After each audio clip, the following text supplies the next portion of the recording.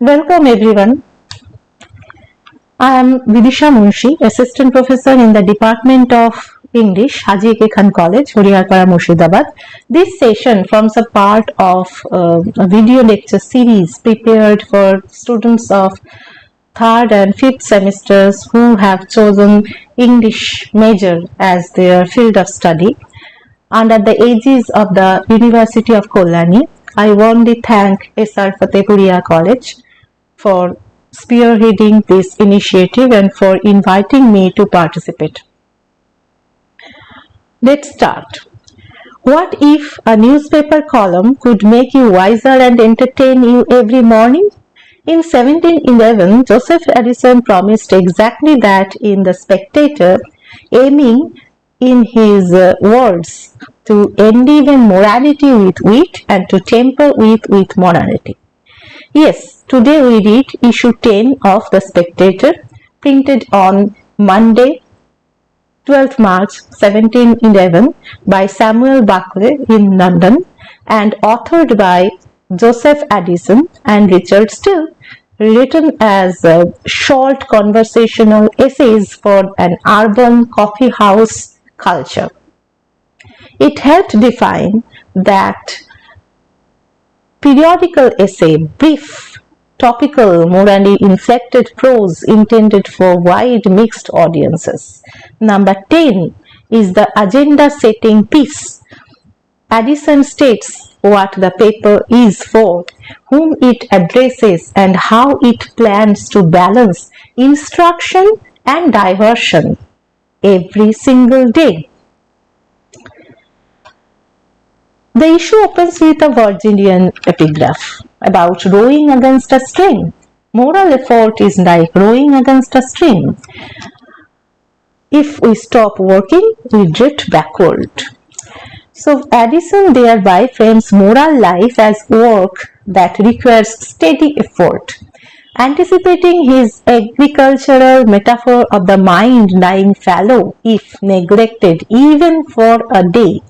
Thus, the function of the issue is to prepare readers for daily mental cultivation. Addison boasts that the city receives his morning lectures with seriousness and attention. His publisher reports 3,000 copies distributed every day. Addison modestly computes 20 readers per copy, yielding 3,000, that is 60,000 readers in London and Westminster.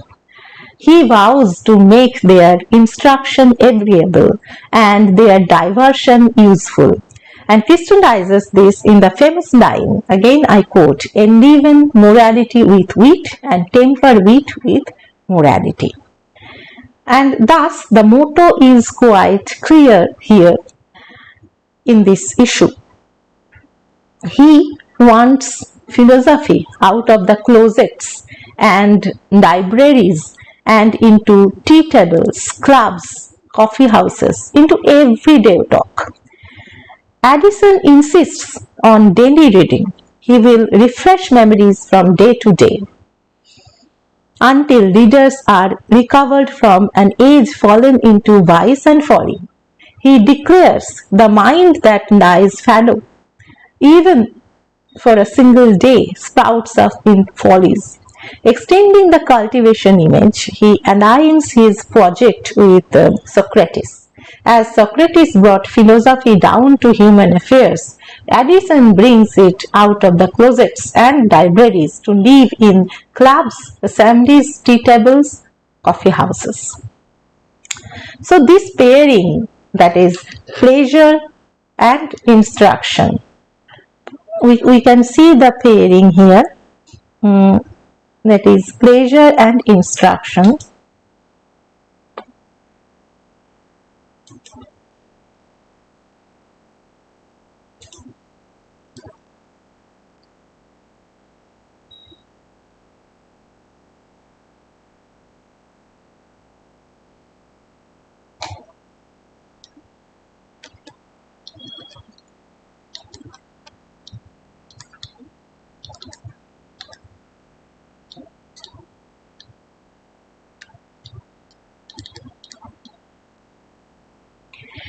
is Addison's craft principle.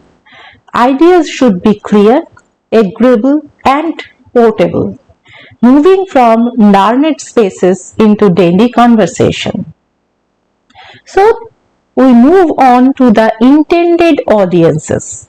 Addison maps several audiences in number 10. He particularly recommends the paper to well-regulated families who keep a morning tea hour, instructing that it be punctually served up and looked upon as a part of the tea equipage.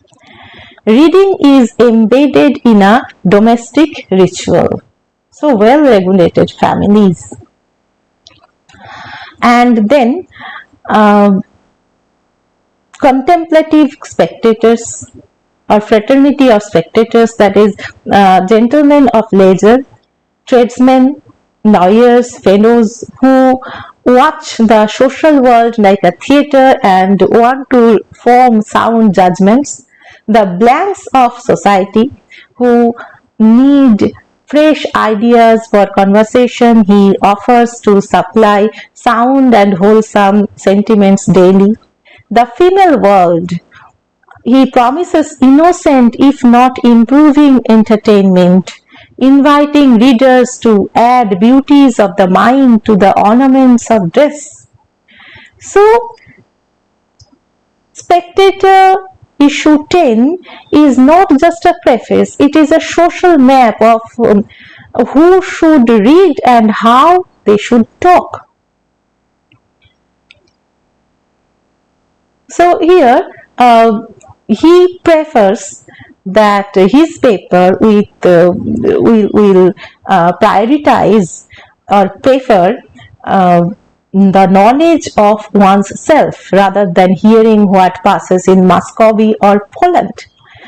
And he urges readers to prefer being let into the knowledge of one's self too. He actually says that he chooses writings that wear out ignorance, passion, prejudice, not those that inflame enmities. We find a bold analogy here. We can recall the story in Exodus 7.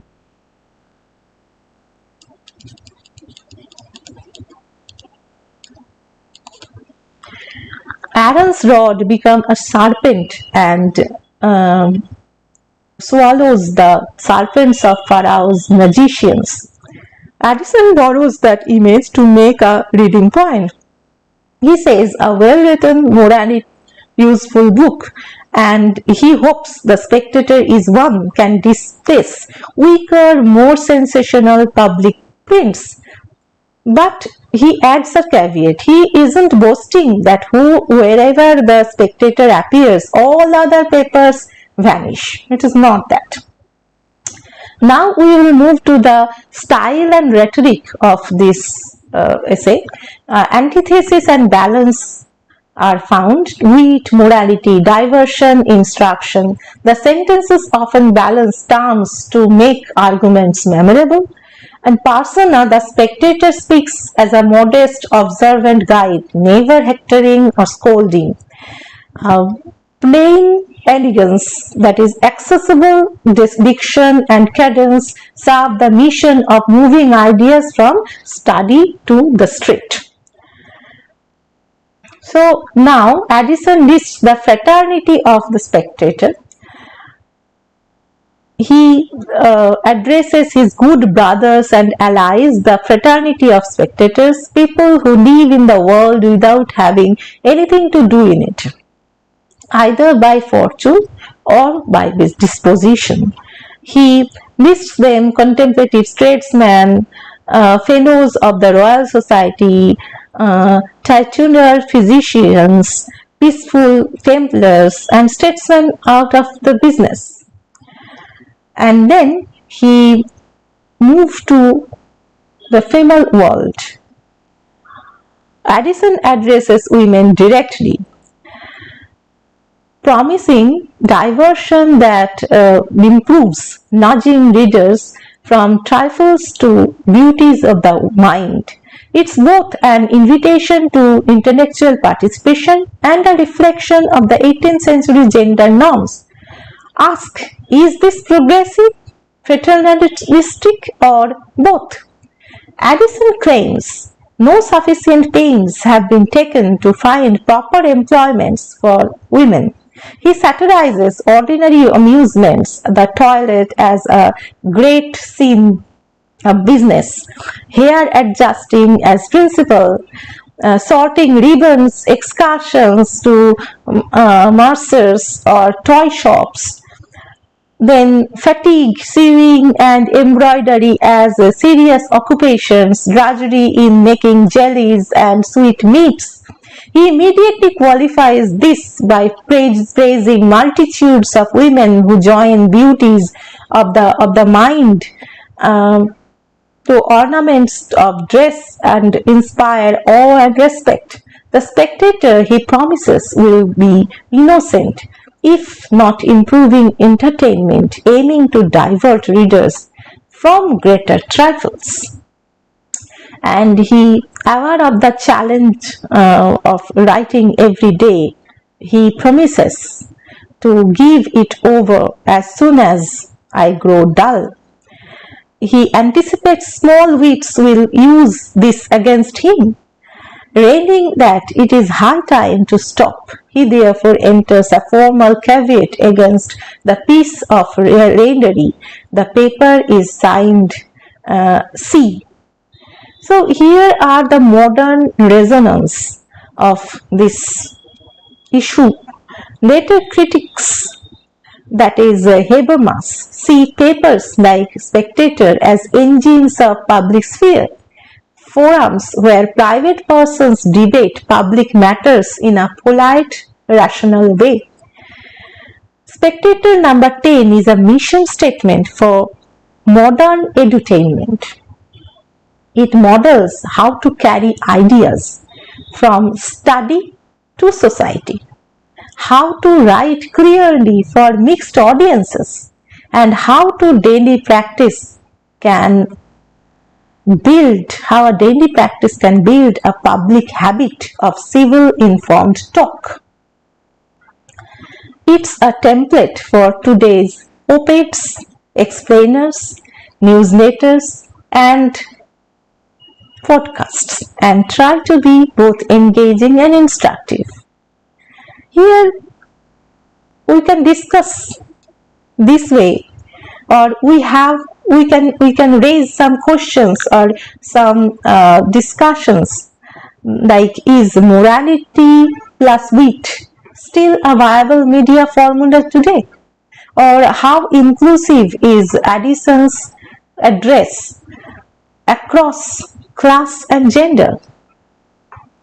And we just reach to our closure, and what are the takeaways? Make learning agreeable, make pleasure thoughtful. Addison's Spectator issue 10 sets this rule.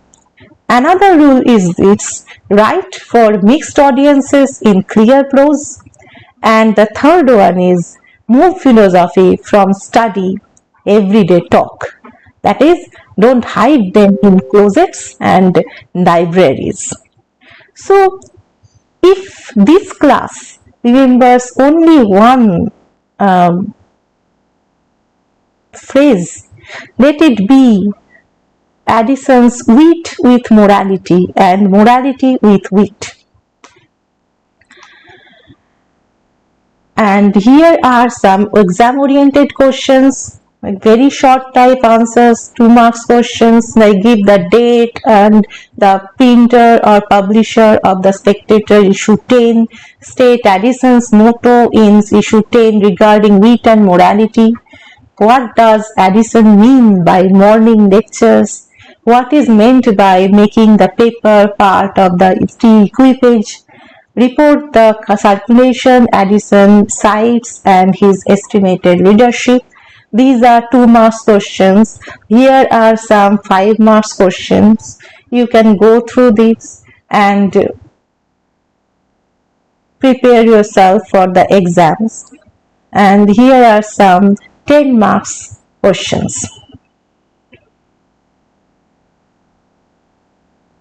So thank you for your patience.